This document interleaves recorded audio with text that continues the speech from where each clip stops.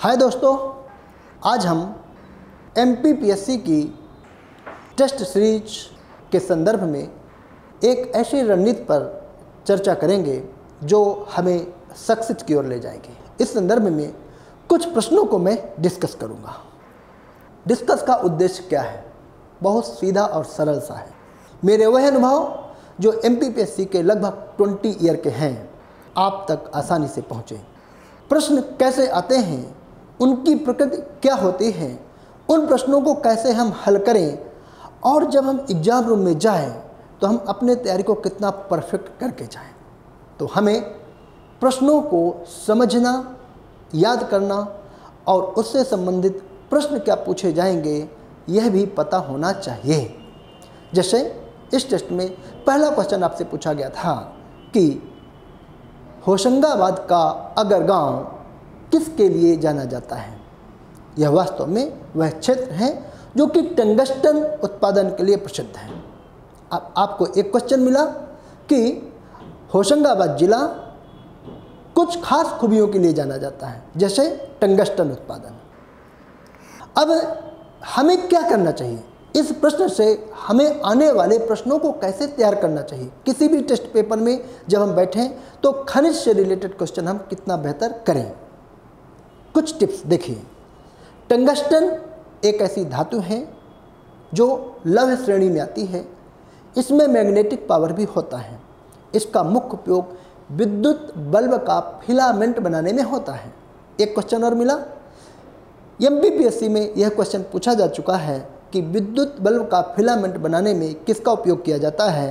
तो आपका एक प्रश्न और तैयार, यानी टंगस्टन का। इसमें अन्य ऑप्शंस दिए गए हैं, बॉक्साइट, जिप्सम और रॉक फॉस्फेट।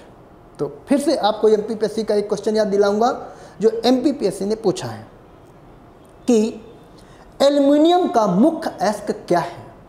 बॉक्साइट एल्युमिनियम का मुख्य अयस्क है।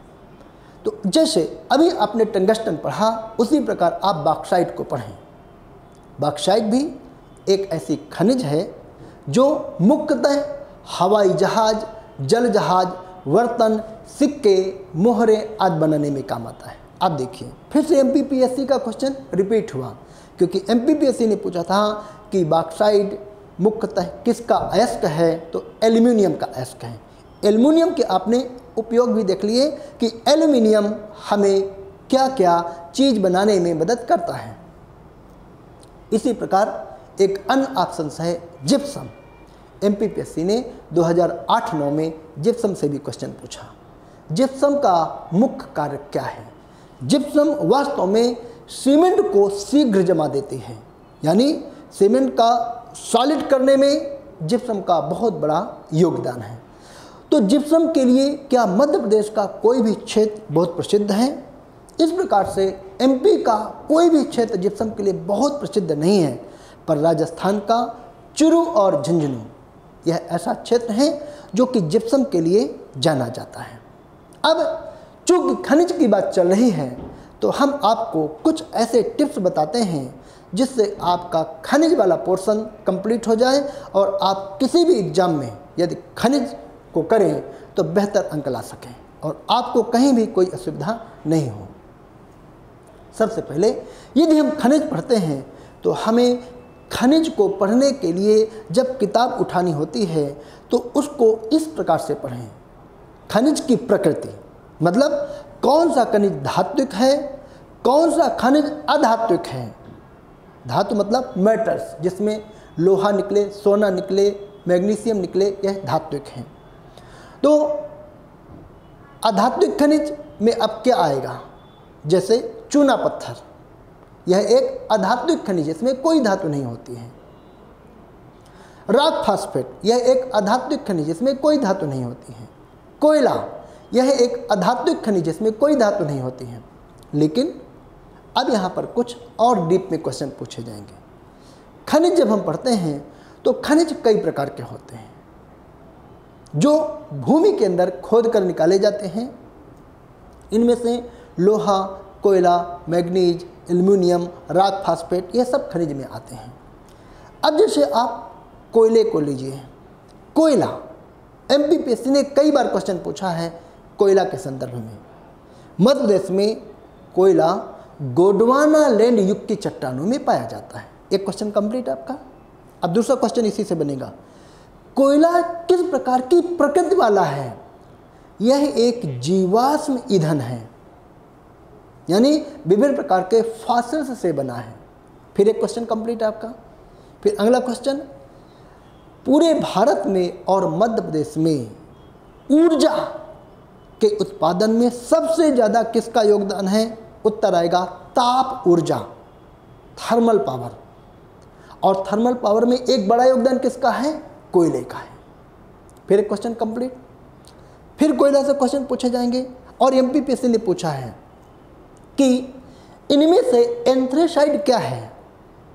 एंथ्रेसाइट एक कोयले की किस्म है जिसमें सबसे अच्छा, सबसे ज़्यादा कार्बन होता है, यानी सबसे अच्छी किस्म का कोयला एंथ्रेसाइट।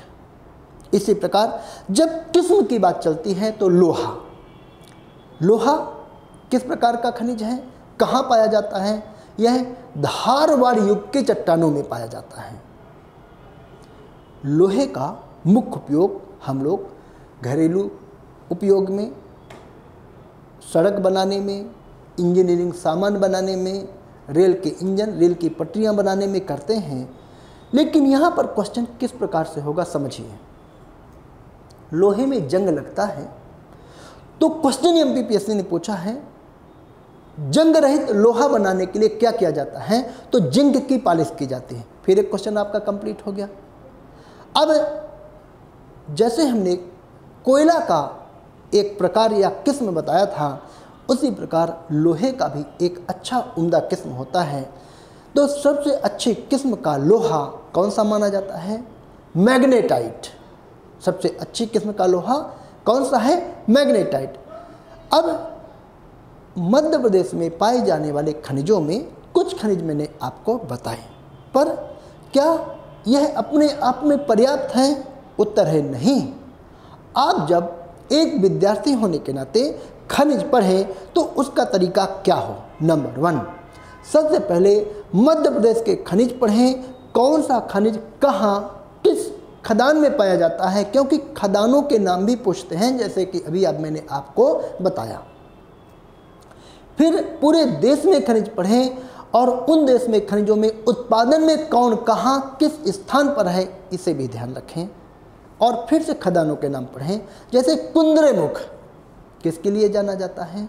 लोहे के लिए जाना जाता है। कर्नाटका की बहुत फेमस खदान है वेलाडीला। एमपीपीएससी में पूछा जा चुका है कि वेलाडीला किसके लिए जाना जाता है? उत्तर है छत्तीसगढ़ का वेलाडीला लोहा उत्पादन के लिए जाना जाता है। इसी प्रकार से रानीगंज, झारिया, यह सब कोयला के लिए प्रसिद्ध खदानें हैं। तो आपने एमपी, इंडिया, अब वर्ल्ड लेवल में आपको खनिज पढ़ना है कि जैसे सबसे पहले पेट्रोलियम कुआं कहाँ पर खोदा गया? एमपीपीएससी ने इस प्रश्न को भी पूछा है। अमेरिका में सबसे पहले पेट्रोलियम कुआं खोदा गया। अब पेट्रोल की बात चल रही है तो फिर क्वेश्चन निकलेगा कि पेट्रोलियम पदार्थ किस प्रकार के खनिज हैं? यह भी जीवाश्म ईंधन है। तो प्रश्न नंबर 1 में मैंने लगभग 8 से 10 मिनट आपको वक्त दिया और खनिज पढ़ने का पूरा एक तरीका कि जब हम खनिज को पढ़ें तो किस प्रकार से पढ़ें कि हमारे प्रश्न एग्जाम रूम में स्लिप नहीं हो। दोस्तों ऐसी और वीडियोस के लिए सब्सक्राइब कीजिए परीक्षा चैनल को और बेल आइकन दबाना ना भूलें। और अगर आप तैयारी कर रहे हैं तो प्रैक्टिस के लिए अभी डाउनलोड करें एमपी परीक्षा ऐप।